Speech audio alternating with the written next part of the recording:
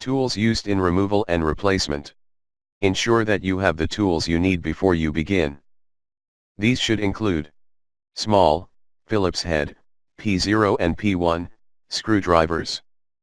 Small, flat blade screwdriver or a flat blade alignment tool. Case separator tool. Tweezers. Electrostatic discharge, ESD, wrist or shoe strap. Smooth jaw, bent tip needle nose pliers, optional. Small, smooth tip needle nose pliers, optional.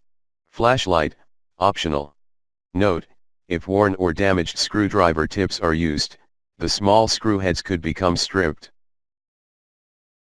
Before you begin, remove the base enclosure, battery, speakers, M.2 solid-state drives, thermal module, DC-in module, motherboard, CU plate, and display panel assembly.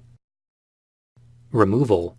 Carefully separate the inside edges of the display bezel from the top, sides, and bottom to disengage it from the display enclosure.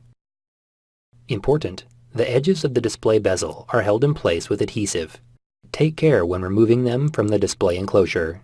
It may be necessary to use a non-metallic, flat-bladed tool to aid in the removal.